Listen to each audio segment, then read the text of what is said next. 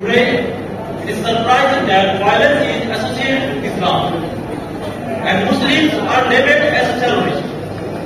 In fact, it is Islam which first proclaimed the slogan of universal brotherhood, equality, justice and tolerance at a time when the humanity was fast asleep in the gruesome darkness of ignorance and injustice. Dear audience, the first and foremost principle of Islam is that all human beings have descended from one father and one mother. The Quran says, يا أيها الناس إنا خلقناكم من ذكر وأنثى وجعلناكم شعوبا وقبائل لتعارفوا إن أكرمكم عند الله أتقاكم إن الله عليم خبير. O mankind, we have created you from a male and a female and made you into races and tribes so that you may identify one another. The noblest of you in Allah's sight is the one who is most pious of you. Surely Allah is all-knowing, all-ever. The Prophet Muhammad said, O people, behold, your Lord is one. There is no superiority for an Arab over a non-Arab, neither for a non-Arab over an Arab, not for a black or a red, not for a red or a black, but due to piety and righteousness. Dear audience, considering all people equal is the foundation truth of tolerance and coexistence. The second thing after equality is justice. Islam asks its followers to hold on fairness and justice with people in every condition, even if with their enemies and opponents. The Quran warns, يا أيها الذين آمنوا كونوا قوامين لله شهداء بالقسط ولا يجرمنكم شنآن قوم على ألا تعدلوا اعدلوا هو أقرب للتقوى. O you who believe, be steadfast of obeying the commands of Allah and witnesses for justice. Malice against people should not prompt you to avoid doing justice. Do justice, that is taqwa. Taqwa means fighting. Dear audience, Islam regarded freedom of expression a part right of human being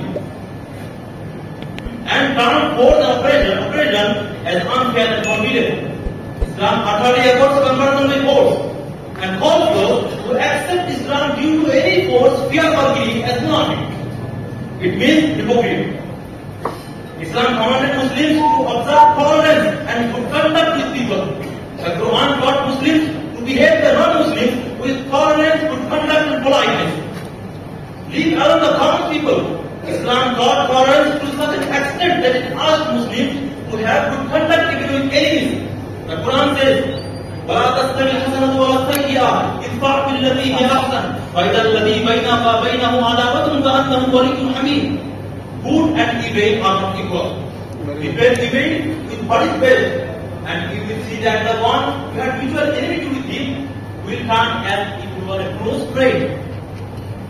Dear audience, one of the most significant teachings of Islam is to fulfill every promise, even if made with enemies and non-Muslims. Instead of taking revenge, forgiveness and reconciliation was encouraged by Islam. The Quran said, وَجَزَاءُ سَيِّئَةٍ سَيِّئَةٌ مِثْلُهَا فَمَنْ عَفَا وَأَصْلَحَ فَأَجْرُهُ عَلَى اللَّهِ إِنَّهُ لَا يُحِبُّ الظَّالِمِينَ. The recompense of evil is evil like it, but the one who forgives and compromise has his reward unchanging the law. Surely he does not like the unjust. One example of Islamic tolerance is that it recognized the previous prophets, and did not create any ill will and hatred in Muslims about the leaders of other religions. Moreover, the Quran prohibited Muslims to revile and abuse the gods of other religions. Islam is for all humanity, and the Prophet Muhammad was sent down for the entire world. And it is necessary to deliver the message of truth to the whole world, but Allah asked Muslims to invite people with wisdom and politeness, and not with force.